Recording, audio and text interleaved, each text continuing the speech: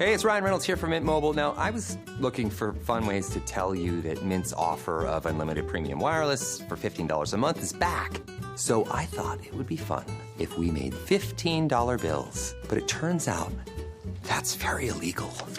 So there goes my big idea for the commercial. Give it a try at mintmobile.com/switch. Upfront payment of $45 for 3 months, $90 for 6 months, or $180 for 12-month plan required. $15 per month equivalent. Taxes and fees extra. Initial plan term only. Greater than 50 gigabytes may slow when network is busy. See terms. There are still places to go, people to see, and adventures ahead. Azure Well creates vitamins and supplements focused on purity, potency, and consistency for people who want to make the most of every season of life. Every formula is lab tested and designed for everyday wellness. If quality matters to you, compare what's in your cabinet to Azure Well. Visit AzureLivingWell.com. That's AZURE livingwell.com. These products have not been evaluated by the FDA and are not intended to diagnose, treat, cure, or prevent any disease. Hey guys, and welcome to another episode of Woke by Accident podcast. It is a weekly chat about socially conscious topics impacting the culture. On this episode, we are joined by Sambaza, host and creator of the Sambaza podcast. Hey guys, and welcome to another episode of Woke by Accident podcast, a weekly chat about socially conscious topics impacting the culture. Welcome, I'm Jen, and we are honored to have our co-host, Sambaza, host and creator of the Sambaza podcast, our partner, and he is originating from the Republic of Kenya. He has established himself as a distinguished figure in the podcasting community, and his work has been recognized with 3 nominations for Best African Diasporan Podcast by the African Podcast and Voice Awards, along with a nomination for Best Blog by the Texas Creator Awards, and has been a featured presenter at the Afros and Audio Podcast Festival, recently a speaker at the 2026 Podfest. Welcome, Sambaza. Hey, Jen, how you doing today? Good. Welcome. Yeah, and how are we doing? How was your week with everything going on? Yeah, good week. Actually had a lot of snow. So shout out to everybody out there that braved the weather. That we're, back in the office, back in the grind, back in the hustle of things. And yeah, getting closer to the weekend. Oh, that's what's up. That's what's up. I've been okay. We got snowed in as you know, and but everything has been okay. We're still working from home as it is. Other than that, new things every day, hoping that, we get, we're blessed. That's all I can say. Absolutely. Geeked about a great show. We have a great guest. And before we do our pre-introduction, why don't you share an affirmation with everybody? Oh, yes. The affirmation of the week is following my intuition and my heart keeps me safe and sound. Okay, we received that. Thank you for sharing. And so we definitely talk to keep the positive vibes with a positive affirmation to promote mental health behaviors. So thank you for everybody tuning in. Do you have us on other platforms? We'll quick little shout out on that. Oh, yeah. So we are on Clubhouse, TikTok. Actually, I'm trying on Substack. I don't know how it's going to look. And there's also StreamYard, Facebook, and YouTube, wherever you watch these channels on. And we want to say welcome, everybody, to another podcast. We appreciate you for taking time because, you could be doing something else, but you chose the time to spend with us. And that's very appreciative of you. Absolutely. And the audio episode will be available very soon. And we will get into our pre-introduction. So today we will spotlight a true creative, an actor, a writer, a director, originally from St. Louis, now based in Atlanta, Georgia. He returns to Woke by Accident. He has been a guest here before to share updates on his latest creative ventures, including his new book, film projects. We will also explore the 2026 creative landscape for Black artists, discussing how creators can adapt to industry shifts, maintain authenticity, and strategize for longevity in storytelling, digital media, and independent production. We definitely want to get his take on these things. Before we do our full introduction, any thoughts about our topic for today? Well, the topic itself is going to be awesome because I think creatives are something that I am really looking forward to talking to during this year. And him being a creative, I think this one will be one for the ages to start off the year. I think he's our first guest for the year, if I'm not wrong. No, I don't think so, but we're definitely looking forward to it. Yeah. So, I was in January. I was going to say, I thought not. But anyhow, we'll get into our official introduction. So today on Walk by Accident, we're bringing a familiar voice. He's an actor, a writer, and director born right here. Not over there, but over here in St. Louis and now in Atlanta because you're not here. So over here All right. from St. Louis. So continuing to make waves in the independent film and creative scene, he joins us to talk about his latest projects, his new book, and to share insight on what it means to stay inspired, resilient, a visionary, and as a Black creative in 2026. Please welcome Sir Ervin Williams III. Yay! Pew, pew, pew, pew, pew. Where are my sound effects? Pew, pew, pew, pew, Jen, pew, what happened pew. to sound effects? How y'all doing? Thank you so much for having me. Thank you for having me. I appreciate it. What's going on with you? Absolutely. Yeah, welcome. Thank you. How you guys doing today? Good to see you. That's awesome. What's going on? What we getting into today?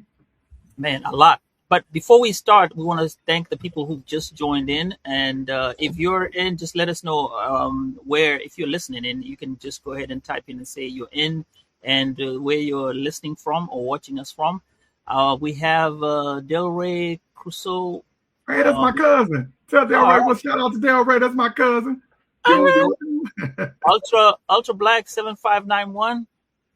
I'm sure that's somebody I know because their name is Ultra Black. So what's up, Ultra Black? And we have Casey Simmons 5076. What's up, Casey? Okay, and then Dan Solo 6535. I don't know who Dan Solo is, but if you the op, what's up, Dan Solo? Oh, everybody's from St. Louis, man. All right, That's my family. That means that's all family right there. That's what's All up. I appreciate All you. right. Welcome in, guys. Hey. All She right. said it's Denise. That's my baby. Okay. So we, as usual, man, you got a whole team from St. Louis showing up today. That's because awesome. I love St. Louis and St. Louis love me. My people gonna support me. Hey. I don't worry about who don't support. I only worry about the people that support. So I'm very grateful and thankful that I can put out the last minute call and people can show up. So I very appreciative of that. Was that Jeanette just came in? Yo, check out Jeanette. She is an event planner. She definitely needs to be on this platform. She is a Black event planner that's amazing at what she does. Make sure you check her out for sure. All right. Oh, somebody tuned in from Taiwan. Let me stop looking. I'm sorry. I put it up on my second monitor. What is going on? All right. We got Respectable, and Hapo 77 Able. That's my big sis right there. Happy. Let me stop shouting. Y'all keep yelling people's names. I'm gonna shout them out because that's what I do. That's what I do. Now we're ready for the That's what's up. Welcome in, guys. Thank you for being here. All right. Now, we start with the African proverb of the day, as usual. This time it's from Cameroon. It says, It says, rain does not fall on one roof alone. I'll repeat, rain does not fall on one roof alone.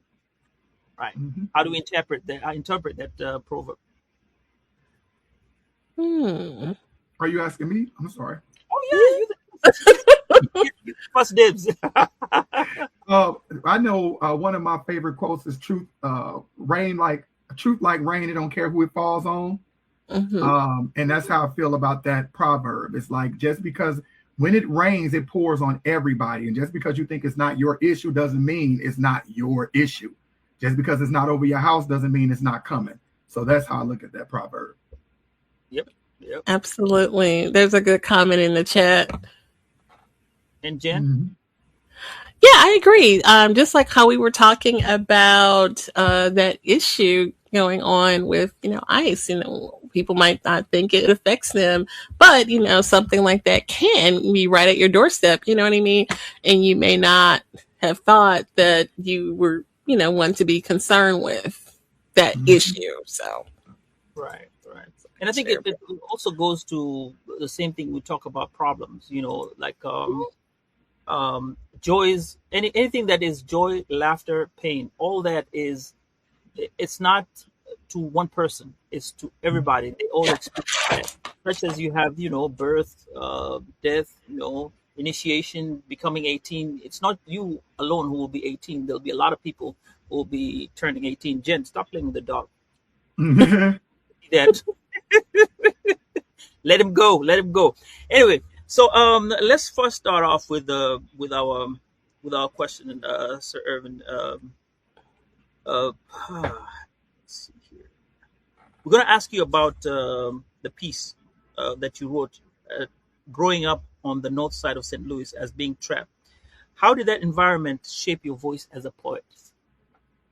It shaped, first of all, let me shout out Northside St. Louis. I'm going to shout it out to the day I die, because we have so much talent on the north side of St. Louis, just unrecognized talent. Like, people go out the way to put their foot on the throats of people in Northside St. Louis. And when I say you were trapped on Northside St. Louis, most of our parents came from Pruitt-Ago, the Blue Myers, or wherever it was that they experimented on Black people in the city of St. Louis. And they moved them out of those projects over onto the north side and the west side.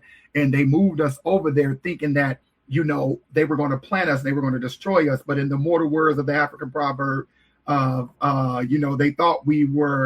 they thought they planted us, but they didn't know that we were seeds and we grow. So shout out to Northside St. Louis. And I think when I say the words that we were trapped, our families didn't wake up and go to, Fortune 500 company jobs. Our families didn't have, degrees and all of this accumulated money and generational wealth. We were surviving by any means necessary, and we knew that. Our parents went to check cashing places to cash their checks. They went to the liquor store to cash their checks. They had expenses at the liquor stores, and being able to go get $15 worth of bologna or put things on layaway and pay with food stamps or whatever way we were surviving. So the people who made it and got a little money, they made that great migration out to North County, West County. They made that migration. But the ones that were in there in the 70s, 80s, and 90s, we understood. We grew up with the mentality, understanding. We didn't know we were poor, right? But we knew we were considered less than, because that's what the mayor at the time got on the news and said, that this was the dumping ground of the city of St. Louis. And if anybody from St. Louis, they know I'm telling the truth, because they forgot about us. But little did they know, we didn't forget. And we survived. True. True. You mentioned witnessing so much by the age of 7 in your writing. How did you navigate finding light or hope in such a difficult surrounding growing up in, the urban? I love that they say in the urban part, in the urban area of St. Louis, Missouri. You put your news reporter voice on. I didn't. So what happened with me as a Black boy, and it happens to many Black boys who, and it's something that we don't talk about, is being born an intellectual in a family of athletes. It's being born an artist in a family of artists. It's being born with joy, right? And we understand that joy in Black boys can get you killed in our neighborhoods. Joy in Black boys can get you shot by the police in our neighborhood. So you're taught to have this exterior and this outer shell of toughness simply so you can survive in the city of St. Louis or in poverty-stricken areas. And so what happened with me, I was a grown man. I got to make it to my adulthood and still have joy in my life, and still have peace in my life, even though I had to fight for it. I had family members, friends, everybody. You can be everything on Northside St. Louis, but you can't be a Black boy with joy. They will beat it out of you. You have to learn how to fight. What you smiling for? What are you soft? What's wrong with you? Something has to be wrong with you because you have joy. And I just thank God. I thank my Savior, my Creator, Jesus Christ, for letting me get to the point where I can make it to adulthood and still say I have joy. And now I found peace in that joy. And I make sure that I identified other Black boys who have joy, because you having joy is your way out of there. You know, it's something on the other side. That's awesome. I mean, you mentioned family and community. I think that's definitely reflective in your work. You know, every time you do a production, you mention you know, include your family in your moment. So I, you know, have seen that personally with you. So I think that's awesome. Thank you. I appreciate that. Yeah. Now, when you look at you being a creative, how does this, like your artwork, your teaching, because you're also a teacher, being an example to the community, how does it intersect as you being a creative, reflect with who you are and back to your community? They all go hand in hand, right? To be an artist, and I tell people this all the time, your job as an artist is to do a few things. That's one is to tell the truth about the past, put a mirror in front of the present, and project the future. There are artists who wrote things 1,000 years ago. There are scriptures in the Bible 1,000 years ago that's coming to fruition now. We're seeing it now. And the thing about being an art, and I explained this before on the podcast, is that you are a storyteller.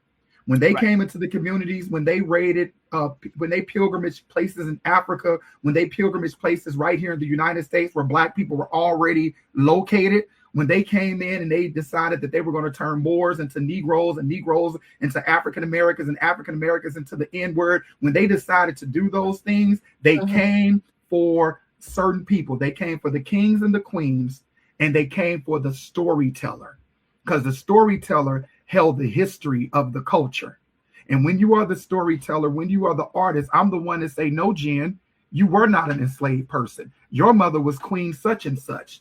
Your father was such and such. This is where you come from. So if we kill and destroy the king, the queen, and the storyteller, we take away your history. We can put a God in front of you that you can worship because you don't know who you are. So the importance of being a storyteller, the importance of being an artist is critical. Everything you look at is art.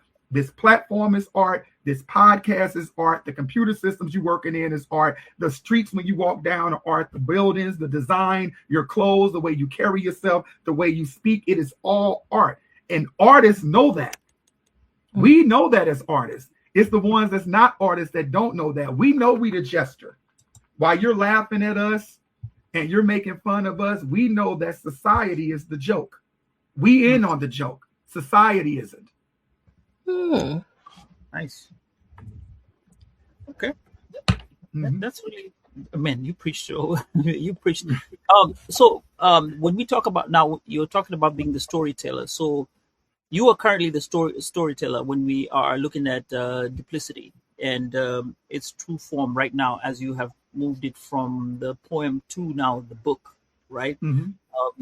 Can I say you are the, like when we look at how stuff started off back in the day, things have been changing. To me personally, I say history repeats itself. It just comes in different forms. Now we're getting into situations where DEI is being taken out. People are zooming in on that, and by you writing this book and telling people what life is about and what community is all about, you are now becoming the storyteller that they want to get at, and are putting it out there and telling guys, hey, listen, be mindful about what's going on. This is what we're coming up against, and this is how, probably we should move ourselves in these spaces. Is that the true saying of the book? Well, so the book is strictly about, and thank you for saying that, right? I appreciate that. The book is about, it's called Mr. Duplicity. And people ask me, why would you name your book Duplicity? Because duplicity means a person that's a fraud, a person that's deceiving the world. And what I found out in my young life of living is that Black men, one of my favorite poems is about Paul Laurence Dunbar, and it's called We Wear the Mask. And Paul Laurence Dunbar say, we wear the mask that grins and lies. It hides our cheeks and shade our eyes. This debt we pay to human guile. With torn and bleeding hearts we smile. It talk about how Black people in America, specifically, how we have to put this mask on right? And we have to be something different for everybody. I'm something different for my wife than I am for my mother. I'm something different for my community than I am for my job. I'm something different for my children than I am for my best friend. And what happens with Black men, we get lost in this mask. We don't have an identity anymore. And we become the duplicitous one, because every time we meet somebody, we have to put this mask on. And as soon as that mask falls, they don't like the person that's real. They like the mask that you're wearing, because that mask is beneficial to them. That mask is a provider. That mask is a protector. But what I ask every Black male that I come across, and I encourage them to ask themselves this question: what are you without your title? What are you if you're not your mother's son, if you're not your daughter's father, if you're not your wife's husband? Who are you innately without being attached to somebody else or what you do for them? So that's where Mr. Duplicity comes from. It's about removing that mask and authentically walking into yourself and learning that you don't have to wear that mask anymore. Awesome. Yeah, I'm definitely looking forward to. Now, it's already released, Sir Ervin, or is it coming out this week? So the pre-orders have been pre-ordering. Okay. That's the Kindle version. But if you like me, you like a physical book, you like a paperback, you like a hardback. The hardbacks drop January 30th. I chose that date because that is my deceased grandmother's birthday. She passed away in 1989. And this is my way of paying homage to her and having the book drop on her birthday. Oh, how nice. That is a beautiful tribute. Mm-hmm. And Sambaza, do you want to acknowledge a few more comments since our last comment? Yeah. Wow, we've had a lot of engagement here. Let's go back to you have much love, Irv, and that's for Chocolate Girl Wonder. EC Simmons says slept on. Del Rey says facts. The I'm gonna say the J Days. Yeah, the J Days one says big facts. Teach, and then we have cases saying had to hide them, had to hide the man of their homes, and Del Rey says clock that.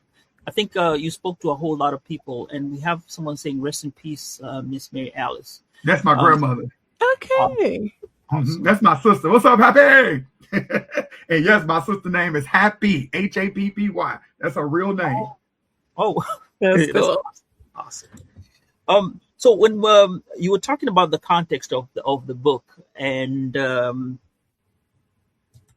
what makes the book intriguing? What should we be looking out for when we are catching up to this book without going into detail? You know, like some of us.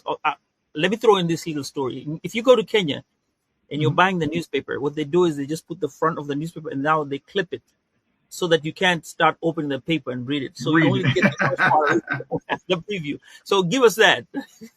So this is a book that's 15 years in the making. I pick it up, I put it down, I pick it up, I put it down. Some days I like it, some days I hate it. It's that kind of thing. But it was a book.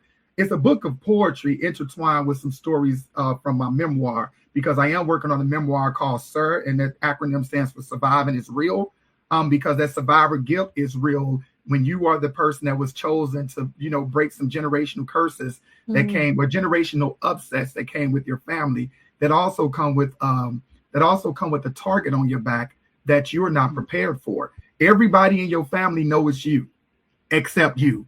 Everybody in your community knows it's you, except you. And what happens is, and I'm not going to get too spiritual on this, but what happens is some of the elders who came before us, they made, I'm not going to say covenants. They came in agreement with chaos, and it launched a whole generation of chaos. And when you, the person that's coming in with joy and peace, and you're like, we don't have to live like that anymore. We don't have to go check to check anymore. It interferes the atmosphere. It disrupts the atmosphere because chaos has become the norm in a family. And when you're interrupting the norm, peace seems boring. Togetherness feels abnormal. But you know what? I have a part in my book and say my family taught me how to fight.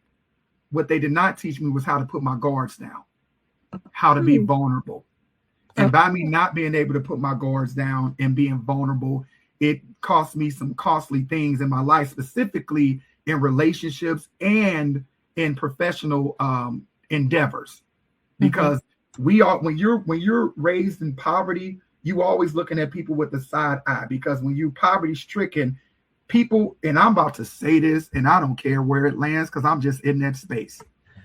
People who grew up on the north side, St. Louis, we understood that the only time we saw the politicians, the pastors, people in leadership in our community was when they wanted to vote and or our money.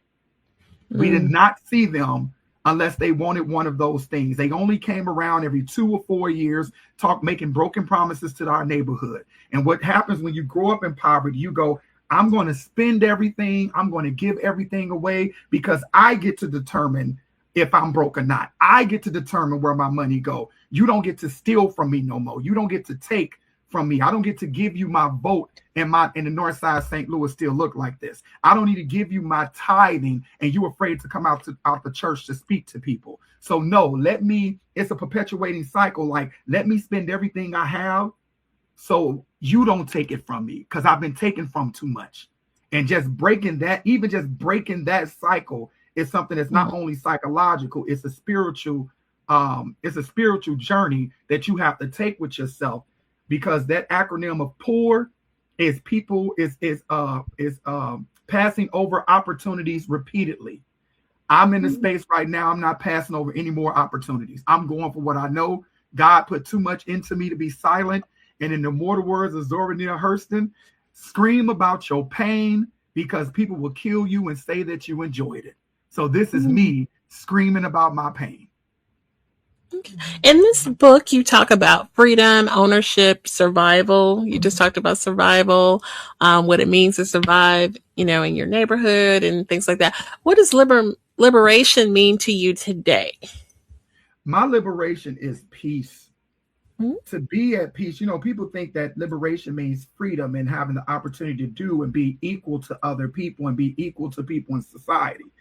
When you find peace, right? And peace is a journey. It's not a destination.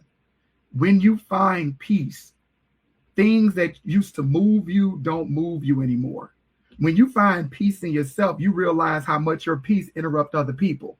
They can't stand that you have some peace. And now let me say this. Peace doesn't mean being passive.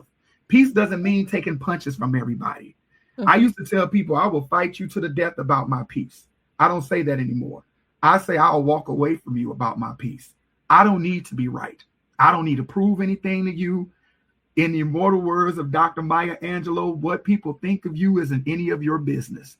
And once you relinquish that power, you have a peace about yourself that other people cannot understand. Like, I don't even have time. I don't even deal with some of the things I used to deal with. I don't have time. I have a mission to do. I have a message to give, and I'm not going to let you or the enemy interrupt the message that I'm trying to give. Oh, that's awesome. Now, there's something that you talk about, and I want to focus on the survival. When you're trying to survive, you're going to move and pick anything that's on your way. You know how it is to be down, and you're trying to get up there. There's nothing. It's like the world is a template. It's an open template. Even though you have those guardrails on you. Do you think your book, Duplicity, talks about it in some shape or form? Or I would like to put it to you, maybe the viewers can maybe get this on your next memoir. When you're down and you're trying to climb up, you do not have any fear because you've seen the worst of the worst. What else can break you? Unless it's something new. Because like you said, like they say, you haven't been to the table yet and seen what they eat. But still, before you get to the table, you don't know anything. You are just focusing on what you need to get you up there. And the world is wide open. What can you say about that with regard to if it happens on the book or a personal life? It does happen in the book, but it also happened in the personal life. What you just said is very pivotal. And I'm just going to use this analogy, right? So there were people who were enslaved in the Americas, right? And they were enslaved and they heard about freedom up north, right? You had people who ran for freedom and didn't even know if it existed. They just knew whatever was there has to be better than this. So is the survival. I know that this ain't right.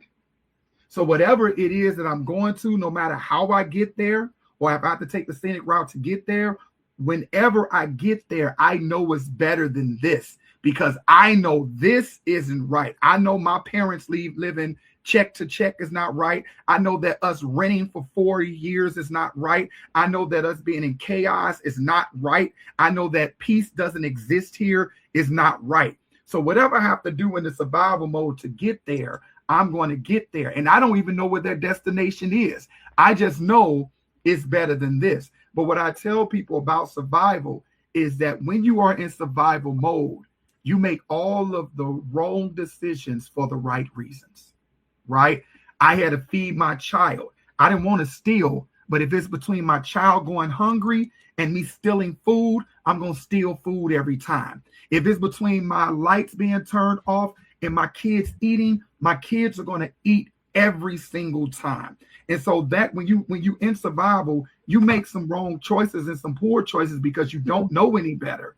But you made a choice. It's a lot of people that don't have those survival skills that as soon as the stock market go down, they want to throw themselves out the window. As soon as they get a divorce, they want to unalive themselves. As soon as something happens, they don't know how to deal with it because they never had the gravitas of that weight put on their shoulders. But to whom much is given.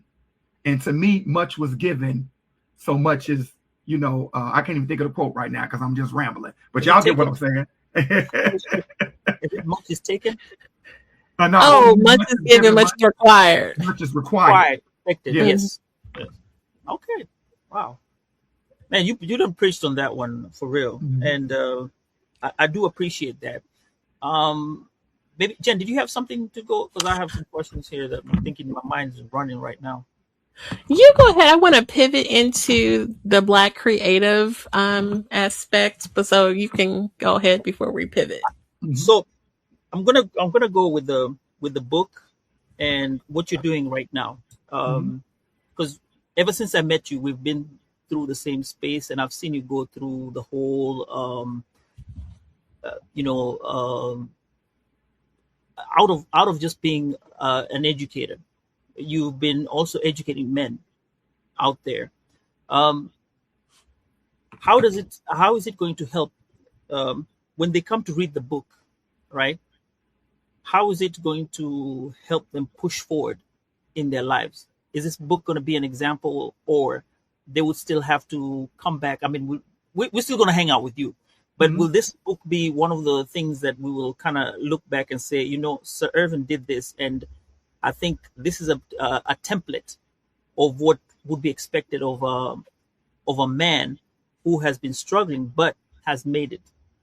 And I'm not saying that you struggled, but I'm just kind of throwing it out there. Yes. So let me be perfectly clear. This is not a self-help book. Okay. This is not, I am not a counselor. I am not a certified psychiatrist. I would not set anybody up for failure. This is my creative part. This is me being in poetry and one thing Dr. Maya Angelou said is that I have no control of how people view my work. My job as an educator, as an artist, right, is to create art and put it out there. My job as an educator is to throw as many seeds to the forest, praying that they grow. My job is not to water it. My job is not to make the tree grow. My job is to plant the seed. And when you plant the seed, some going to turn into bushes, some going to turn into trees, some never going to grow. My job is to plant the seed. So even when we talk, because you're talking about brother came along during COVID, we realized that Black men were unaliving themselves at quadruple rates than their counterparts between the ages of 12 and 56. So myself, Dr. Aaron Willis, DeMarco, and Elam, we all got together and was like, we have to do something about this. And what we found out is that Black men don't have, I'm not even going to say safe spaces. We don't have spaces where we can talk about our issues without somebody changing the subject. So if the issue on the table are Black men, that's what we're talking about. Nobody gets to come in and make this about Asian women, make this about Black women or white women or society. It's about Black men, and we stay on there from the guise and the viewpoint of Black men. We don't offer solutions. We offer suggestions. We call each other out on stuff. It's funny because when I talk to women about this, they go, "Y'all ain't in there doing nothing but talking about women." No, you do know, narcissist lady, that is other things to talk about amongst Black men. Like for instance, being the monster in every room that you walk in. That's a real thing. No matter where I'm at, if I'm in a room with Black women, if I'm in a room with white women, if I'm in a room with white men, and what's more jarring, I said in the commercial, when you in a room with Black men, you still the monster. We believe in the propaganda that was said about us, and we know it's completely untrue, but yet we still believe we the monster. Hence why we don't want to do business with each other. Hence why we don't want to be in rooms with each other. Hence why we gatekeep. And I'm not saying that it doesn't happen to Black women, but we know for definite Black men are the monster in every room. Even those Black sons that some of these Black mothers have, and they look at them like the monster, or they give the exception to the rule that those Black boys over there are thugs. And they'll say things like, watch that N-word over there because he gonna do A, B, C, and D.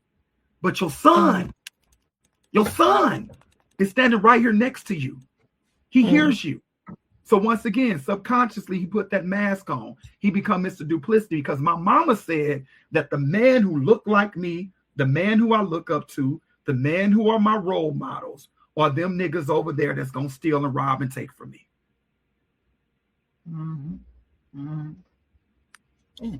Yeah. So that's the real thing. Definitely. Well, as we pivot, I think we have a lot of shout outs here. Here, chaos is a new pleasure food. That's Del Rey said that.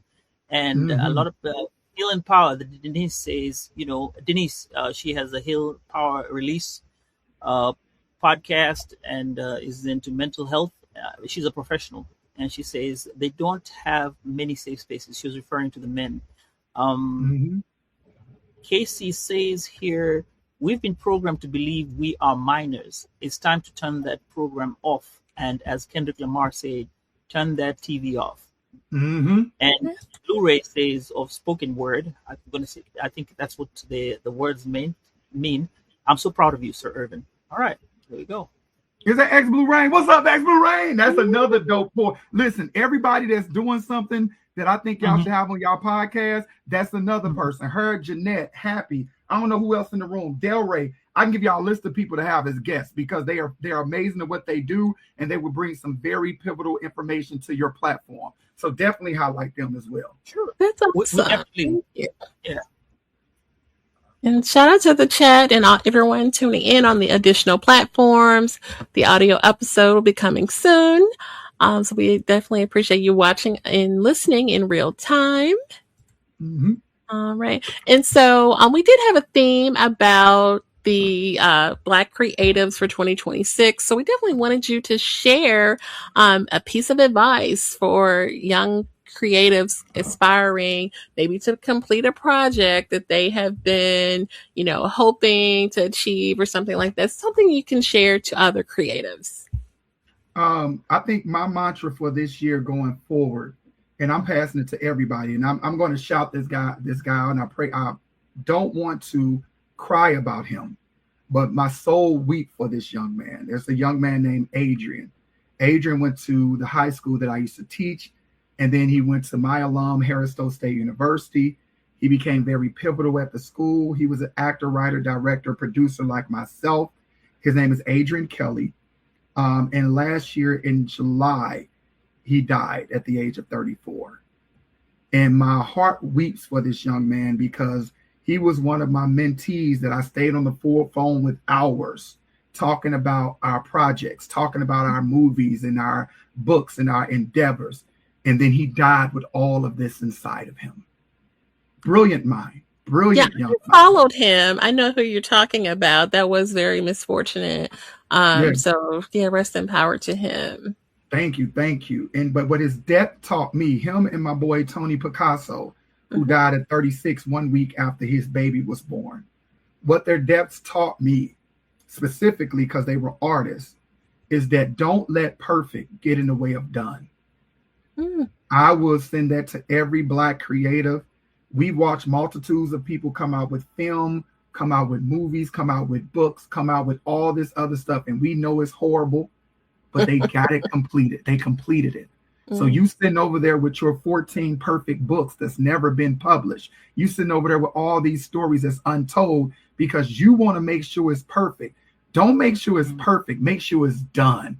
Get it out. Go to the next project. You can always come back and edit. That's what the edit button is for. But just like Issa Rae pulled out her cell phone and filmed that first episode on the cell phone and wind up getting insecure, you can come out with your grammatically incorrect book. You can publish it and you can hire an editor later. But get it done.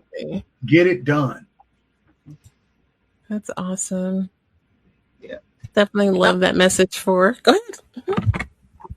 I had forgotten something. The last time you were here, it was a precursor to a play that you did. And Jen happened to come and watch it. Yeah, she was. I love you, Jen. Thank you for always supporting. That's why if anytime you need me on this podcast, I'm here, Jen. Just make the call for real. Because I love people. And I'm going to say this about you, Jen, before we go any further. I love people who genuinely support without any expectations, without wanting anything. Jen is one of those people who will show up and support you in a real way, not a pretend, let me stay close to you just in case you do pop, you're going to remember me. No, she's a for real supporting sister. And I want to honor you in that space. Thank you for that. Thank you. I appreciate that. Mm-hmm. So the play that you had, we never got a chance to talk about it because I think this is so many years. Yeah. So this is the time when we actually can sit down and talk about the play. I know it was emotional for you. I saw the pictures and you came out and I think Jen put out some pictures out there. Mm-hmm. And I'd like you to describe the story that was told and what you got out of it with the support of St. Louis. One thing, so first of all, shout out to my cousin Porky. Shakita. I'm sorry, I ain't see you in the room, Shakita. Can't call about her nickname. That's not right. That's a professional woman right there. How you doing, Shakita? I didn't see you in the room, but love you, cuz. It was very emotional for me because I started writing this play back in 2011, literally 14 years ago before I put it up. And I had took my students on a trip at this African American History Museum where before they went to Washington, D.C., they were doing a tour around the world of African American history. And I saw these women on the wall, and they were Black women in the 1940s in the Army. Now, I'm considering myself very well read on Black history. And I went, who are these women? Right? And I found out these women were the 688. And they were in the Army, and they were completely washed out of history until 2009 when Barack Obama honored them. So I started writing this play, and instantly my aunt Peggy came to my head. And I wanted to write this play from this woman's perspective, telling the story about her being in World War II and how she wasn't appreciated. And it became very personal to me because my Uncle Hen, he had passed away, which is my Aunt Peggy's husband. And they were together since she was 14, and he passed away at 84. That's how long they were together, right? Wow. Yeah. And he passed away, and it was something that I said, I can't let my aunt live this once again, not letting perfect get in the way of done. I started this play for my aunt. I want to make sure if I don't do anything else, we get a reading up and my aunt gets to do this role. And when I tell you my aunt stole the show, we were so proud of her. But what we were really more proud of when she called me afterwards and she said, I just want to thank you, nephew, because you teach me, even though I'm older than you, and you gave me an opportunity to live for something. This woman lost her husband, her daughter, and her son-in-law, and she was the last one. So this play gave her the courage and the strength to get out of bed, to rehearse, and once again return some joy back to her of what she gave us. And I'm gonna send her this too, because we love our Aunt Peggy. Everybody in here know that we love our Aunt Peggy, and she killed it. I was so proud of her. I was so proud of her because she killed it. That was a great moment. And at the end where you honored her and had your family members bring her flowers, that was just so touching. She's the reason we act. Like she was one of the original members of the Black Rep when it first started. She's an original member. So she's a walking history book that didn't get the opportunity to make history books, but she gonna make history books messing with me. Love it. Love that. Oh, Yeah. Now, what is the future for that particular play? Because is it gonna be solely in St. Louis, or are we gonna catch it in Dallas, or what are the plans? So here's the deal. I don't move unless a check is cut, dry, and in my bank account, right? And what I mean by that is that sometimes I get so many people coming up to me like, we want to do this and we want to bring you here. But when you see a play, you see a play. When I see a play, I have to pay my actors, lights, sound, and I chose education. I didn't choose business, so I'm not a wealthy man. So everything that you see me put up comes out of my pocket. But my friend Lawrence just cursed me out. I'm challenging everybody in this room to keep cursing me out because he told me to make an Indiegogo and start raising money for Frida because I have all of the footage. I have everything to get it up. I want it to be a traveling show. I want it to be offenses. I want it to be whatever it's going to be. My hurdle has always been I've been very popular. I've been very popular amongst unpopular people. And what I mean by that is my support is a for real support, but their shares stop at 1 or 2 people. I don't have the support of people whose shares stop at millions. It's coming, right? So it's not putting up great work. It's making sure that it gets in front of people and marketed correctly. And that has to come with a check. Oh, but it's coming. We're looking to do, I'm not going to put a month on it, but this year you will see Frida up in full totality, not just a reading. I mark my word on that. If the Lord spare me and it's in the Lord's will, it's going up. Amen. And like you mentioned, Indiegogo, there's so many ways to fund and, get creative with fundraising. Apply for grants.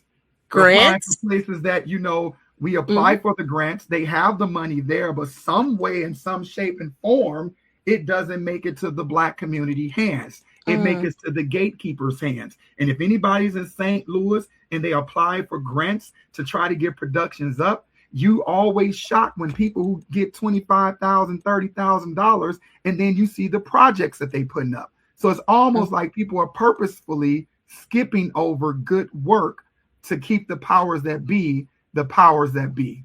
And they know who they are. All of my artist friends know exactly who I'm talking about. And you go, wait a minute, you gave them $600 to put crayons on plastic bags? That's what you gave money to?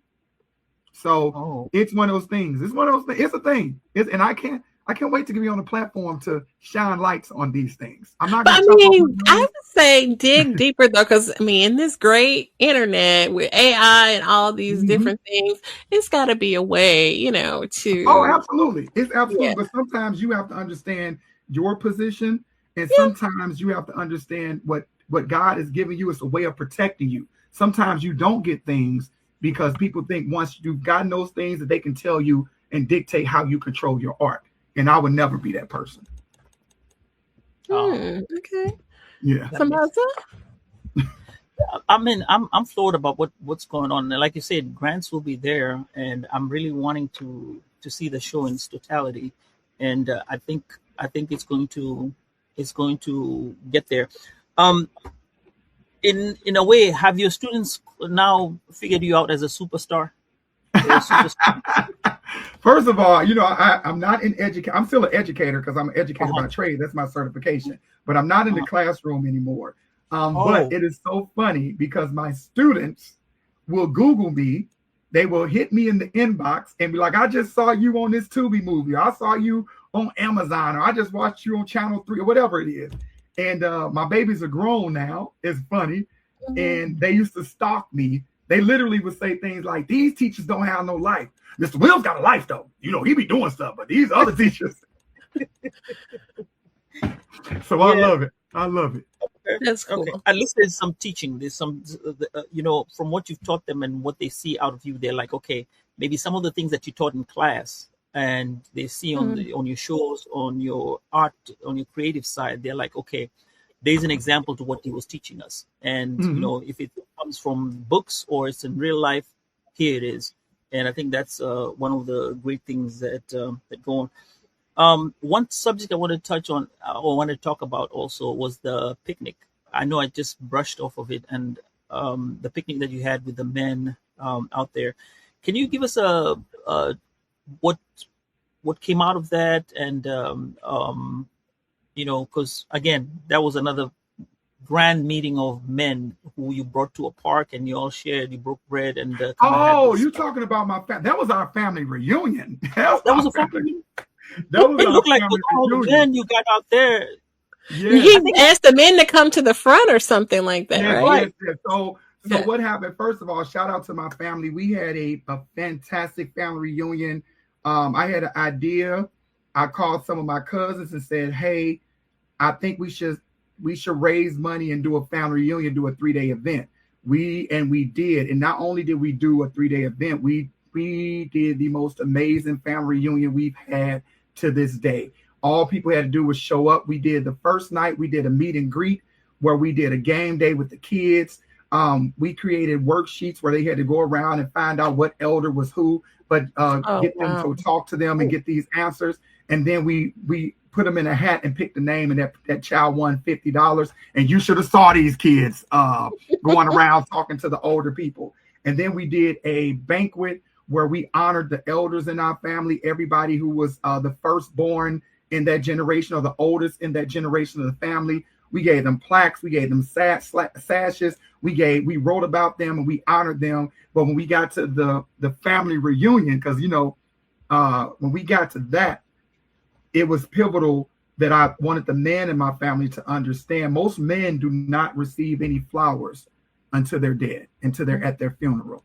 And so what we did were about flowers, and we had all the women in the family give flowers to the men that they love and honor them. And to my surprise, my Aunt Peggy got me on that video crying, started giving me flowers, and then everybody in my family started passing me flowers. So it was a beautiful thing, because if I leave this world today or tomorrow, I know that my family we were able to honor my family in a way that has never been done. And it was actually the marker for our family being the Calvins, 100 years. My grandmother and grandfather got married in 1925 at 14 and 15. And that was unbeknownst to us.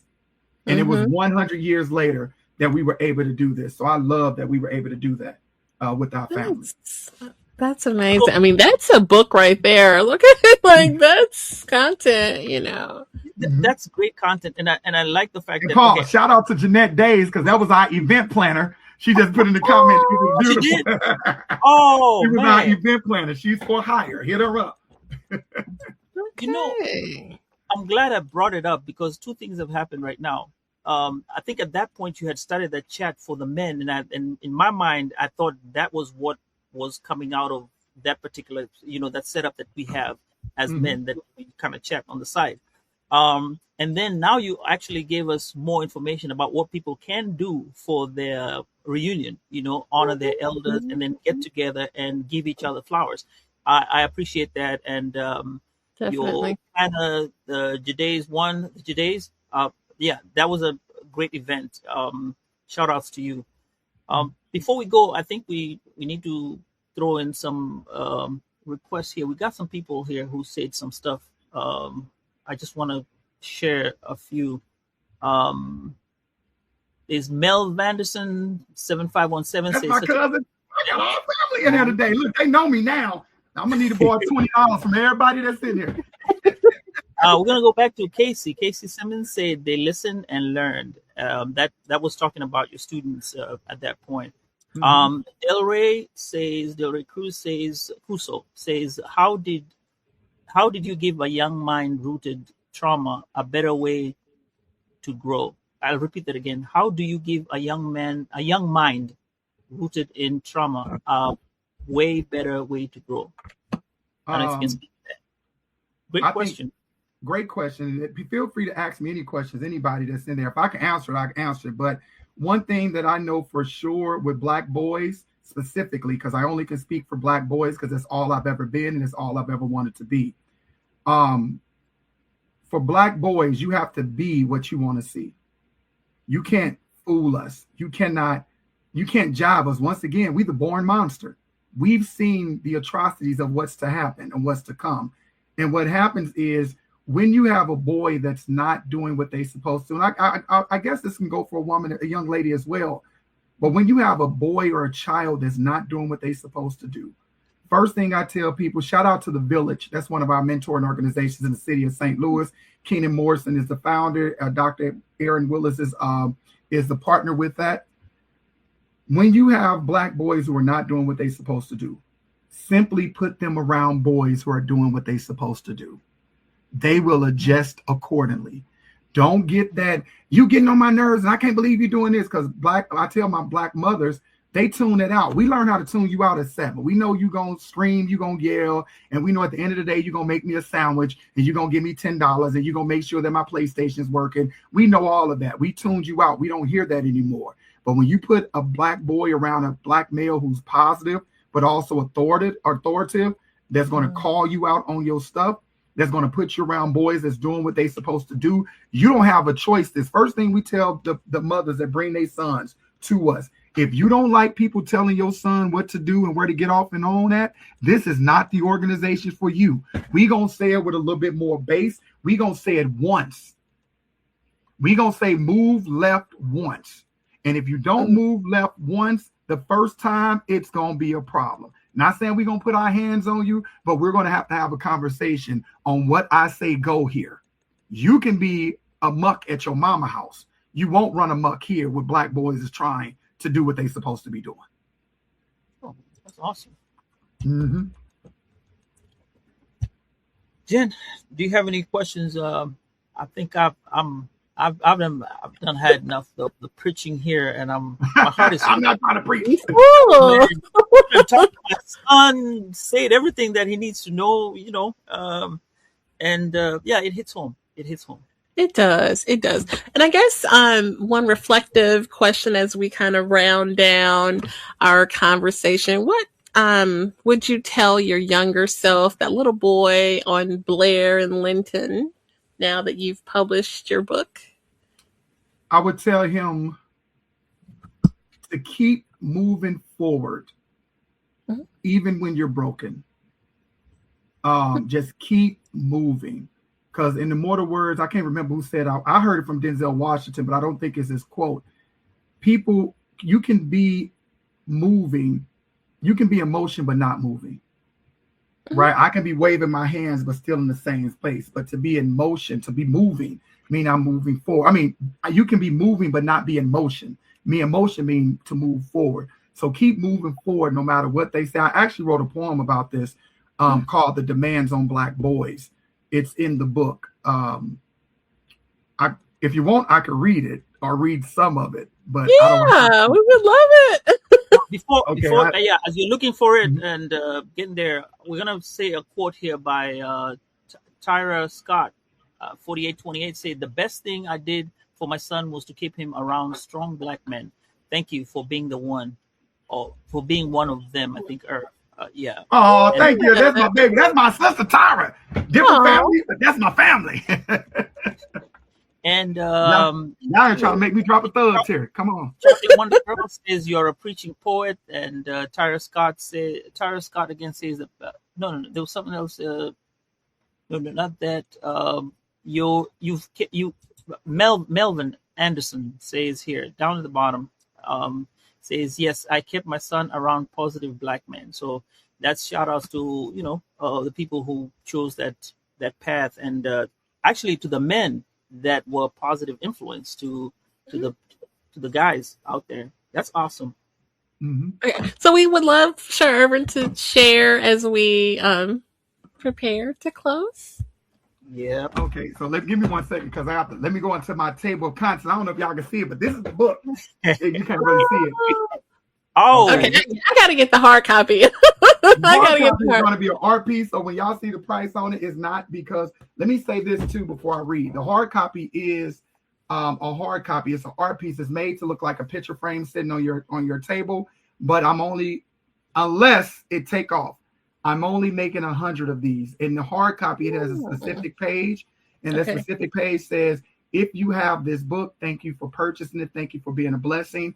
And every time you see me, when you have the hard copy, I will personally sign this book, personally sign that page, personally give you accolades on that page. It's a whole page dedicated to me signing that book every time I see you and marking it up. No matter how many people. We need the link. We need the link and how we can purchase it. You can go to www.sirervinwilliams.com. That link will take you directly to Amazon to purchase it. It will come out January 30th. The hard copy and the soft copy come, and you can pre-order the Kindle version right now. Okay, cool. I want the hard copy. That's All right, and so I'm going to read this book called Demands on Black Boys. No prerequisite. It is what it is. I didn't know I was going to do a poem today, y'all. I'm sorry. Let me drink some water. You had to. I mean, if you have the book there, and hey, you had something. There you go. This is called Demands on Black Boys. It says, stop it. Sit up.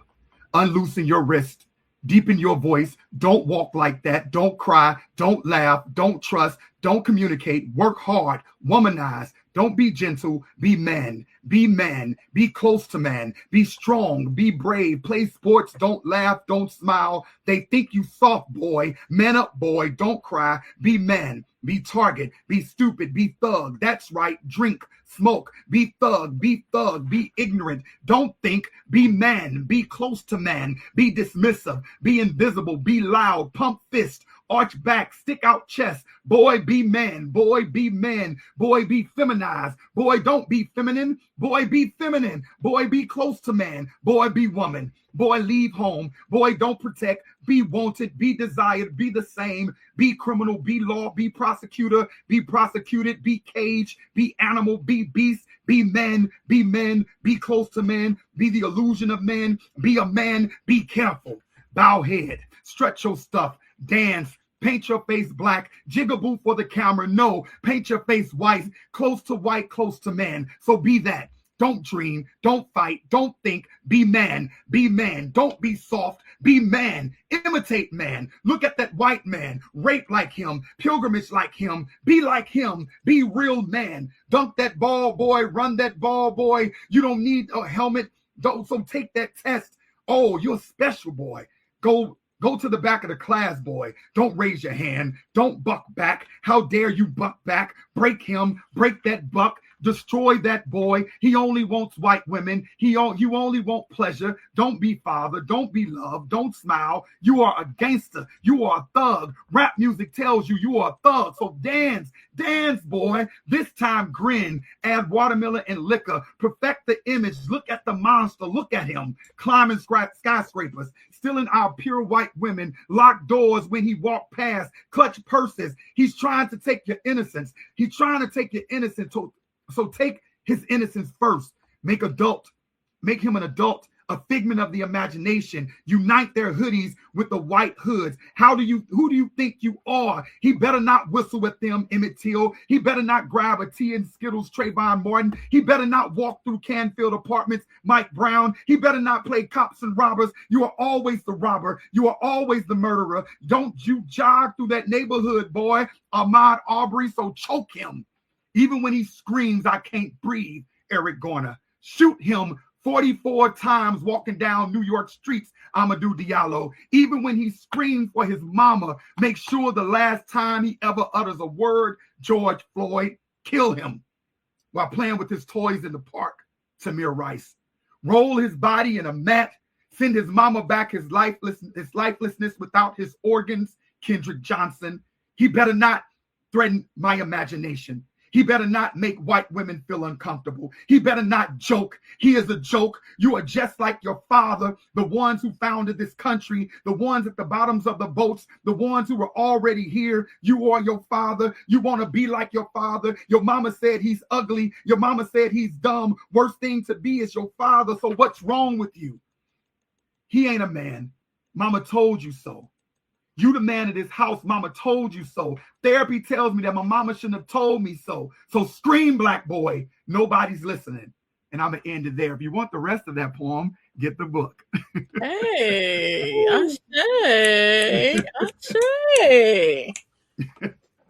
That was dope. Super dope. Super dope. Thank you for sharing that. Yeah. If you want the rest of that poem, get the book. Get the book. It start on page 61. Demands on Black Boys. Yep. Y'all welcome. Wow. Yep. I have someone here on TikTok says, wow, that's a lot for a man. How mean or harsh the world have been to men. I love this poet. So you got some shout outs over there from. Oh, that's what's up. Shout out to TikTok. Tell them to follow me, Ervin Williams. Pew, pew, pew, pew. That's my air guns. Pew, pew, pew, pew. All right. So one more time. Tell us when the book is going to be out. Sound effect? Yes. Thank you. So one more time, tell the people, first of all, where they can find you, when the book is going to be out, again, where to get the book. Mm-hmm. So you can find me on all platforms, social media, and my website at Sir Ervin Williams, SIRERVIN Williams. My book is at Barnes and Noble. It is also on Amazon. It is also at Books By, and it's a few places where you'll be able to find the book. The hard copy, though, is only exclusively sold on Amazon. And I don't know if y'all ever had to get a hardback book made, but it is not cheap. It's not cheap. I was like, I was going to get some and be like, I'm going to pass these out to everybody who supported me. Then I saw that ticket. I said, nah, they're going to have to buy that because the way my bank account set up right now, that's not going to be a feasible thing for me to do. And it's coming out June. It comes out January 30th. So it comes out in 2 days. So on Friday, it will be released January 30th. And I will let everybody know and to go over there and get your book. And please, and even if you don't, let me say this, even if you don't support my art or you don't believe in what I do, find a local artist to support. Art is not easy. It is not pretty. And it's not always comparable to what people want to hear or talk about. But find someone to support. If you are always saying there aren't things to do in St. Louis, then you need to start them. If you are always saying that people don't support people in St. Louis, are you supporting? Ask yourself them same questions before you put that out on anybody. Because if you are not a supporter, don't be angry when people don't show up for you. Even if you show up for people, keep showing up. Don't expect people to do what you do. Keep showing up. And you can go to my website at sirervinwilliams.com. And it'll show you where you can purchase the book. And if you scroll down, you have that up. You can scroll down. Right at the bottom is actually my short story about the book. Who's controlling the me? I don't know why it won't scroll. Okay, if you go on there, you will see the short story that I created to promote the book as well. Okay. Oh, awesome. Well, I want to thank you for coming through, and I really appreciate the time you come. You give us gems. You give us a purpose. Absolutely. For the future as men, and everybody in general. Some people want to see the play again. They've put it on the chats, and I'm sure people run out and purchase this book. I know those 100 copies are going to be gone. Because right now, if they were your lips to God ears, they might see the price and go, "Wait a minute." I don't think so. No. If you want to support an artist, I think they'll be able to do that, and we are really appreciative of you taking your time to come and talk to us about it. Absolutely. No, I thank both of you all. Thank you so much for allowing me to be on your platform and to speak to your audience and talk to people. I really appreciate it. Like I said before, if you guys need me, just call me. I am always willing to work with people who are willing to work with me and the community, and that's a message I will leave for everybody. Start working with people who want to work with you. It's simple as that. Okay. Well, we received that, and I'm just really happy for everything that you are doing and super proud, and I think it's amazing. So please continue.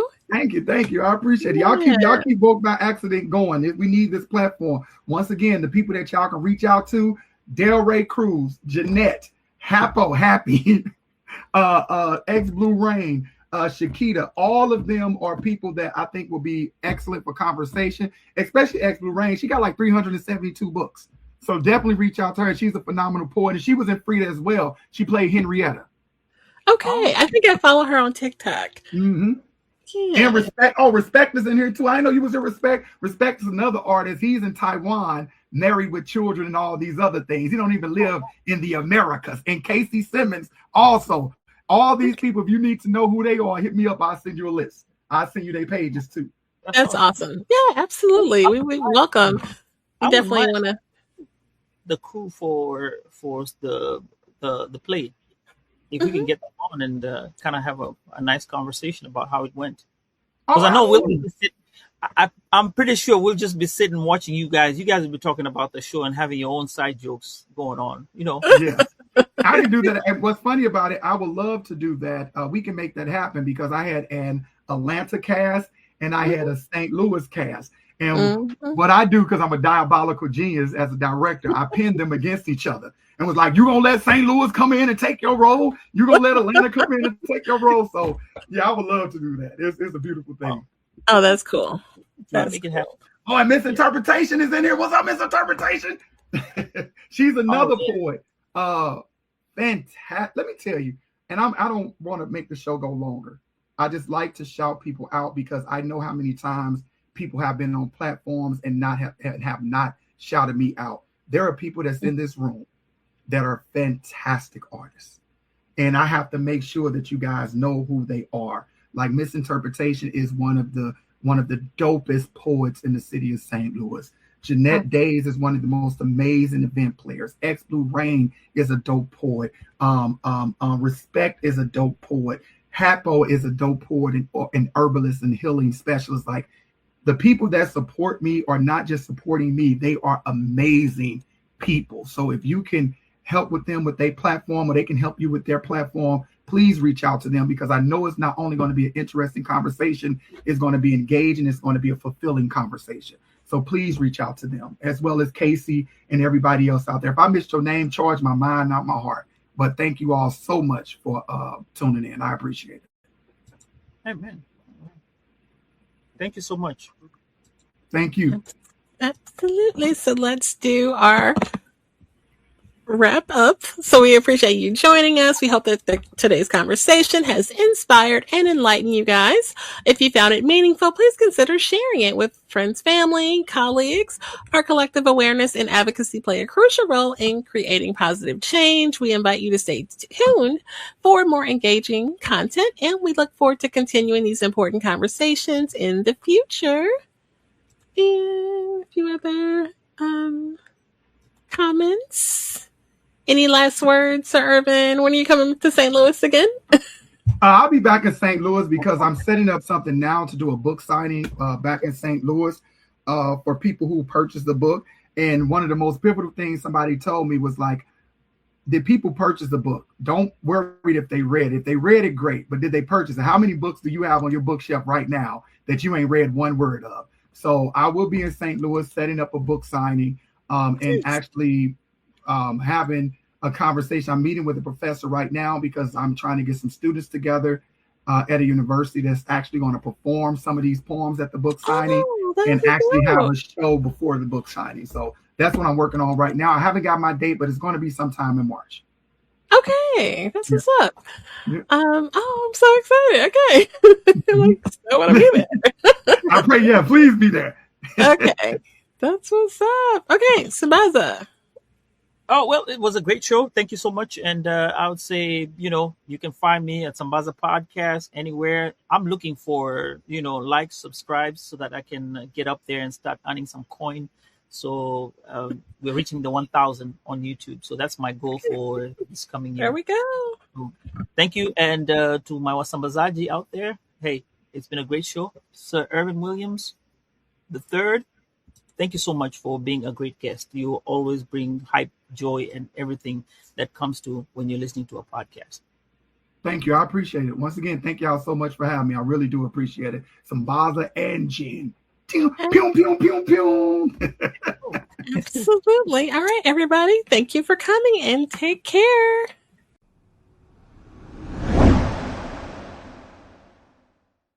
At this time, we're going to go ahead and conclude the episode. We greatly appreciate you listening. We invite you to follow us on social media. On Instagram, it is Woke by Accident Podcast. On Twitter, it is Woke by. On Facebook, it is Woke by Accident Podcast. We also have the new website up, www.wokebyaccident.net. Please check us out. And also follow us on all of your favorite streaming platforms. And please leave a review and share feedback. You can also reach out by Gmail, wokebyaccident@gmail.com. And every time you listen, we appreciate it so much. Thank you for listening and take care.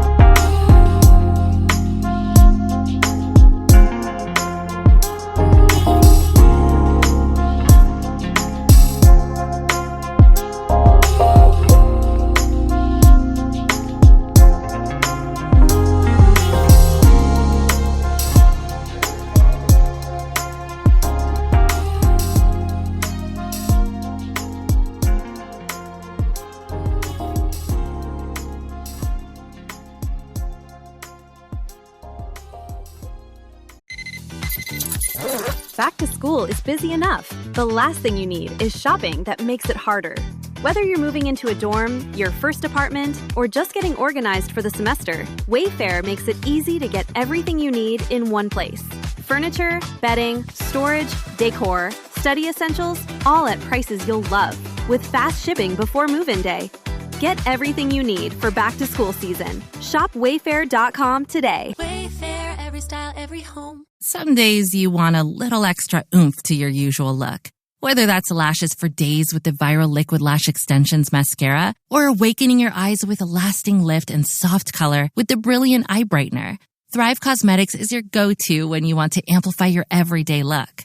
Whether you want a simple, just got to get out of the door routine, or full glam, You'll always look and feel like the best version of yourself with Thrive Causemetics. Plus, every product is 100% vegan, cruelty-free, and made with clean, skin-loving ingredients that work with your skin, not against it. And for every product purchased, Thrive Causemetics donates to help communities thrive. So every time you use your favorite Thrive Causemetics product, you're helping communities you care about too.